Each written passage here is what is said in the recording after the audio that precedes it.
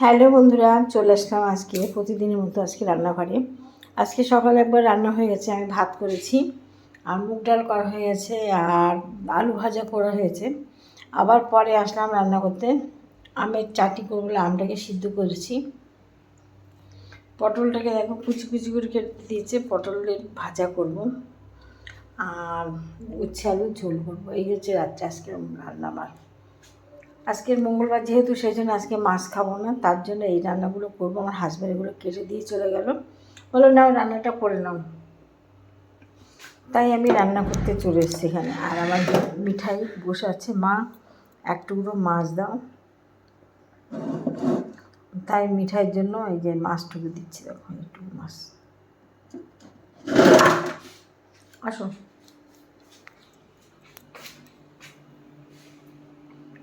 ওতে যত্ন সহকারে ওটা খেয়ে নেবে, ওই জন্য বসে আছে। মা আমার একটু মাছ দাও। যাই হোক বন্ধুরা, সমস্ত রেডি করে দিয়ে আমার 5 দিন চলে গেল।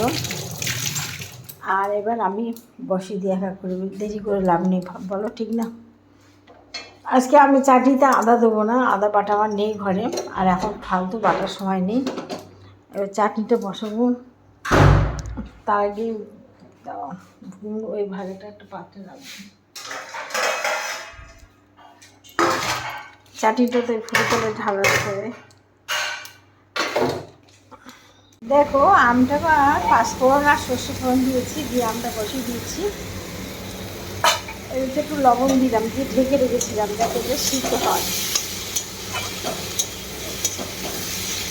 লবণ দিয়ে আর একটু ঢেকে রেখেছিলাম সিদ্ধ হওয়ার জন্য,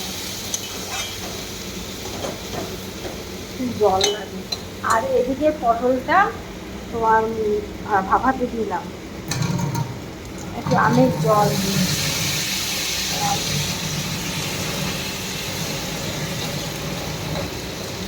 জল দিলাম, তাহলে হবে। পটলটা ভাপাবো, পটলটা ভাপানো হয়ে গেলে ঠিক উচ্ছেটাও এভাবে ভাপিয়ে নেবো, নিয়ে তারপরে বসাবো।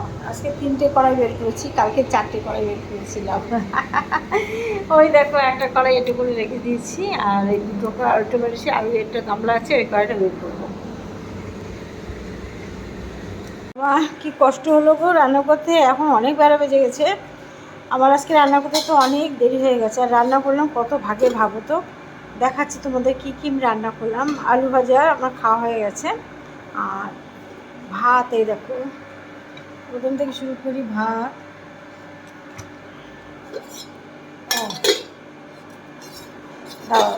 এই উচ্ছে শুক্তো, দেখো উচ্ছে শুক্তোটাকে একদম গামাখা করেছে। যদি এর ভিতরে মাছের পেটা দিয়ে হতো না, দারুণ লাগতো, সে খেতে স্বাদই আলাদা।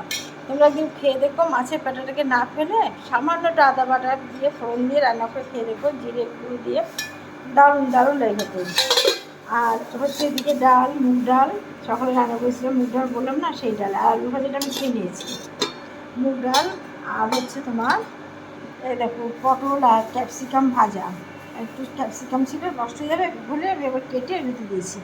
পটল আর ক্যাপসিকাম ভাজা। ও বাবা, আবার দুধ নিয়ে এসে। আর যাই হোক, চাটনিটা এর ভিতরে ধরা আছে, পুরো ধরা চাটনি। এখানে দেখায় তোমাদের চাটনিটুকু রেখেছি মাকে দেবো বলে। মা আমি চাটনি খেতে চেয়েছে আমার কাছে, তাই আমি যে ঠিক আছে আমি করে দেবো। তাই এটা আমার দেখো কী সুন্দর হয়েছে, দেখেছো ঝোল রাখিনি, মেয়ে আবার ক্যাক ক্যাক করবে।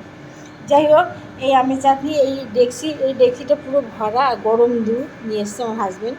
আর আমার হাজব্যান্ডের জন্য কলা, আমার মেয়ের জন্য আম, শশা সমস্ত রেডি করা আছে। ওই দেখো আমার গাছের লেবু।